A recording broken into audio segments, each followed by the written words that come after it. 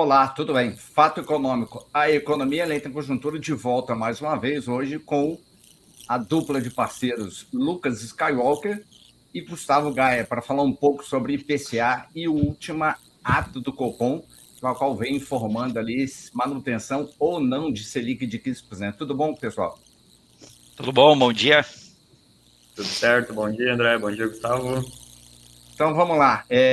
Deixa eu compartilhar com vocês rapidamente aqui, aí depois a gente faz uma fala aí. O que a gente teve? Na segunda-feira saiu o relatório Focus, sem novidade alguma, os dados para 2025 mantidos e os dados para 2026 também sem alteração alguma. Então, foi uma semana de poucas novidades, a não ser a questão do shutdown da economia americana com uma sinalização de queda, a Bolsa Brasileira com uma alta exuberante, aí, 15ª sessão consecutiva de alta, só pensando nos patamares lá de 1994, né? 94 a gente lembra de plano real. E o que a gente vê, um dólar a 5,27, uma bolsa superando ali os 155 mil pontos, beirando os 157. E aí a gente teve na terça-feira a divulgação do IPCA com uma...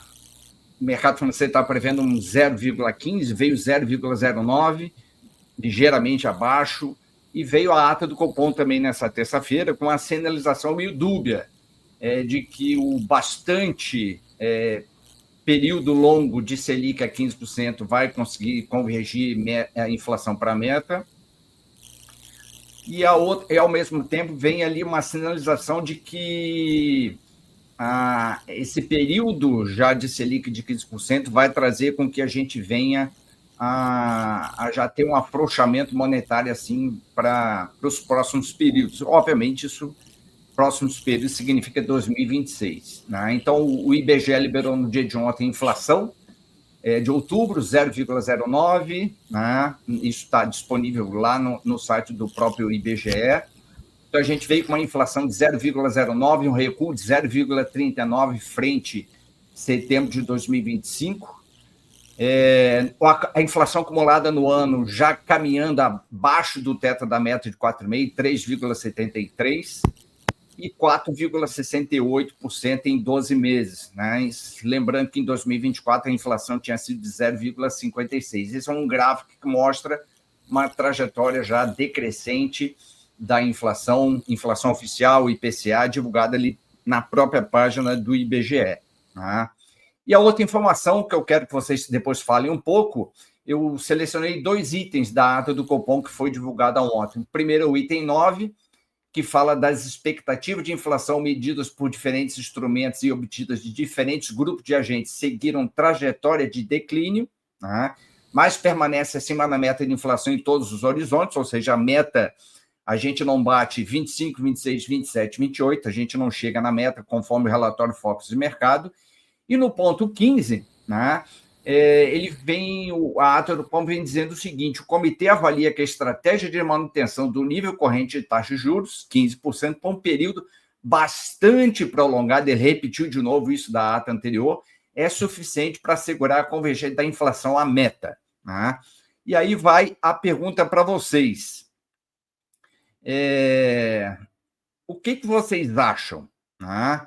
E aí eu fico aberto aí, quem começa, o Lucas ou Gustavo, o que vocês acham, primeiro, dessa inflação convergindo lentamente para a meta e dessa ata do Copom que fala ali já existe um horizonte de queda de preço e, ao mesmo tempo, ele usa a palavra bastante tempo prolongado dessa inflação de 15%. Bom dia a todos, André e Lucas. Posso dar aqui minha contribuição. A gente sabe que uma medida de aumento de taxas de juros realmente é para restringir o consumo e a aceleração da economia. Isso, de fato, é perceptível para todas as famílias e empresas aí que necessitam, talvez, uma tomada de crédito e acaba restringindo esse movimento, né, no cenário econômico. E, ao meu ver, pelas falas ali, pelas leituras da ata do Copom, a gente percebe que de sim, fato, pode ser que haja uma diminuição na taxa de juros aí no próximo ano para 12%, 12,5% até o final do ano, até por conta dessa aceleração da economia que vem acontecendo e abaixo da inflação, mas entende-se que o Copom não vai diminuir, a meu ver, abaixo de 2 dígitos. Eu acho que vai continuar uma taxa de alta, na casa de 10, 11, 12. E também fica um ponto de reflexão que, se caso não houver essa diminuição da inflação para chegar ao centro da meta, né, eles vão com certeza talvez aumentar novamente a taxa Selic. Então fica esse ponto de atenção em que a taxa Selic não vai convergir ali para uns cenários daqui a pouco de um dígito para cenários de 8%, 6%, mas vai se mantendo num horizonte mais de longo prazo em 2 dígitos. Então isso também de fato interfere na economia como um todo, mas digamos assim, 15% para 12% é 3% ao menos no custo do dinheiro ao ano. Então pode ser que com certeza a economia dá uma acelerada, enfim, começa a ter um bom movimento, mas também eles podem dizer, opa, está aumentando de novo a inflação, vamos aumentar a Selic de volta. Então vai ser esse balanço entre inflação e Selic que a gente vai estar verificando nos próximos anos aí. Então essa é a minha visão, professor André. Até porque em 2026 a gente pode não ter essa boa vontade da taxa de câmbio em 5,27, né? Isso aí. Então é um cenário conturbador, temos parte da ano eleitoral, que isso também interfere muito no cenário econômico, né? Não só no cenário político. E a gente sempre diz, vamos aguardar as cenas dos próximos capítulos. Isso aí. Lucas, o que tu acha? Muito bem, pessoal. Mais uma vez, bom dia a todos. O que eu estava dando uma olhadinha aqui em alguns dados sobre esse assunto em específico. A gente tem, no meu parecer, eu acredito que num curto prazo, essa inflação, de fato, ela não vai convergir, de fato, para o centro da meta, qual é o objetivo, né? E a gente tem uma variável agora também que interfere nisso, que é o próprio final de ano, as festas de final de ano, né? Geralmente, a gente tem um aumento do consumo um pouco maior, em função de presentes, de festas de final de ano, a própria parte de alimentação. Às vezes as pessoas vão lá, vão fazer um churrasco com a família, vão comprar mais produtos, e isso acaba segurando os próprios preços um pouco mais elevados, né? Outro ponto, historicamente a gente tem uma elevação no nível das tarifas de energia no final do ano, né? Até o momento, agora, a gente está vendo que, de fato, elas estão mais baixas em função do clima e toda a condição de geração de energia que a gente tem, e elas ainda estão baixas, né? Então, são fatores que se contrapõem nesse momento, né?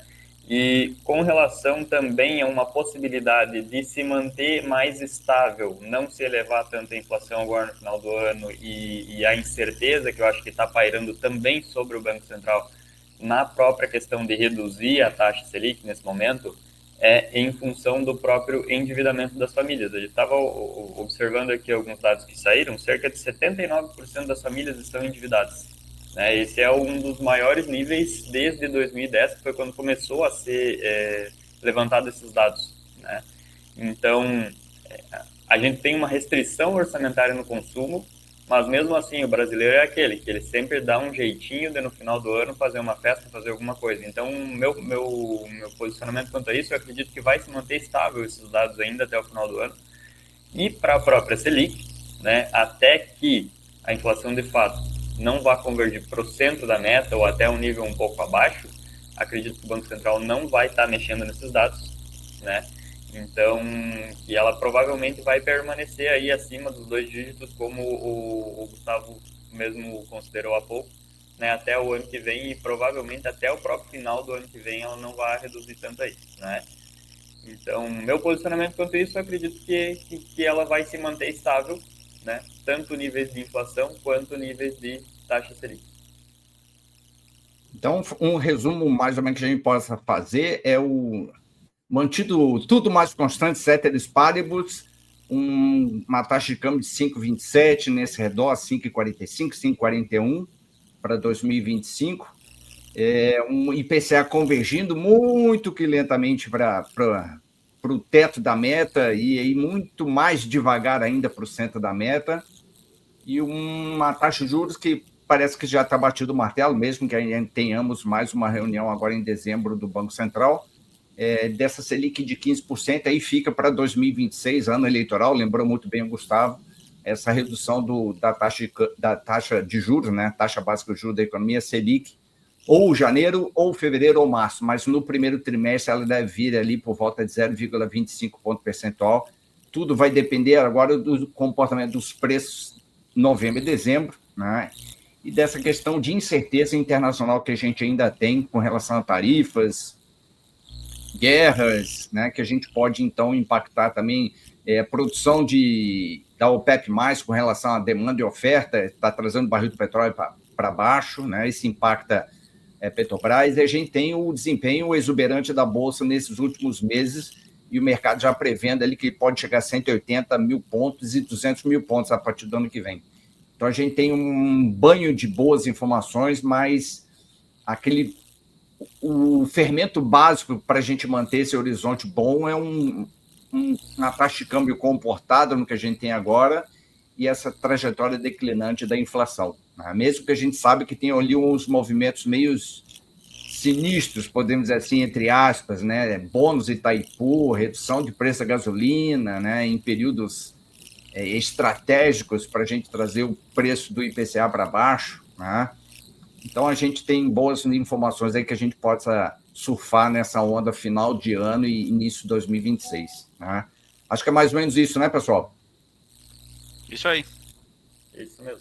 Então, beleza. Fato econômico aí, economia na conjuntura, volta com mais informações, se tiver alguma grande novidade nessa semana, senão segunda-feira estamos de volta para apresentar mais uma vez novidades ou quase nenhuma novidade do relatório Focus e o desempenho para a semana que vem. Grande abraço,